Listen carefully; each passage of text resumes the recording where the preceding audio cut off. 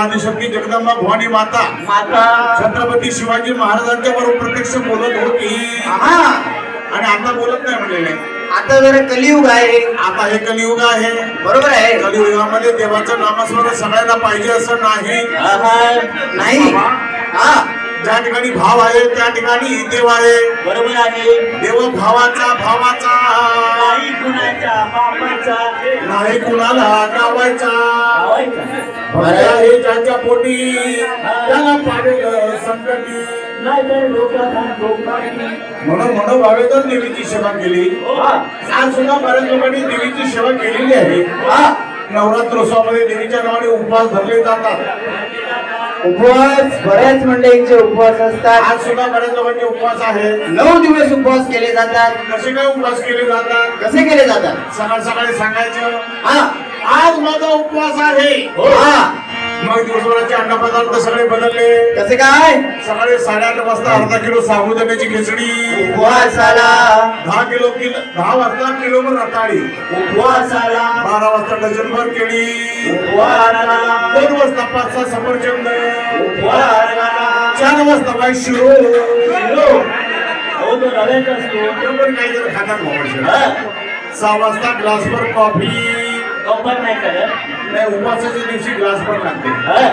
आणि संध्याकाळी भव्य सोडत म्हणजे दिवसभर भात खाऊ गावलो नाही, भात खाऊ गावलो ना, देवाने का असं सांगितलेलं नाही। काय ते माझ्यासाठी उपवास आणि धरा भरपूर खावा, आणि देवाने असं सुद्धा काय सांगितलेलं नाही। काय ते? माझ्यासाठी उपवास धरा आणि बीपी लो होऊन मरा। काय याचा अर्थ काय? रे याचा अर्थ माहित नाही तुम्हाला? मला माहित नाही। अहो परवा त्या कालावर मध्ये गोंधळ होता।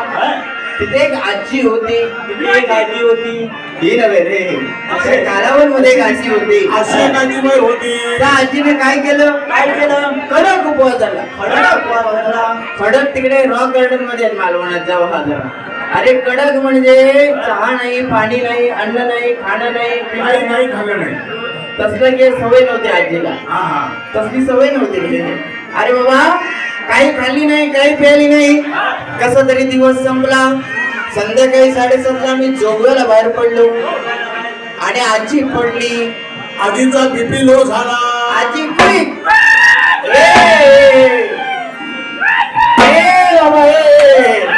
अरे ऐक रे, अरे आजी नव्हे रे, तिकडची आजी कोईक म्हणजे कोईक करत ऍम्ब्युलन्स आली। त्याच्यामध्ये आजीला घातलं, तिकडे हॉस्पिटलला नेऊन ऍडमिट केलं। आणि पुढचा गोंधळ होणार की नाही प्रश्न पडला। म्हणजे ज्याला झेपणार आहे त्यांनी करायला हरकत नाही, ज्याला उपवास झेपेल त्यांनी करायला हरकत नाही। देवाच्या नावावर अवलंबन करण्याची काही गरज नाही, बरोबर आहे महाराज। बाबा या गोंधळाच्या निमित्तानं या जोडपे बंधूंनी जागरण गोंधळ मांडलेला आहे।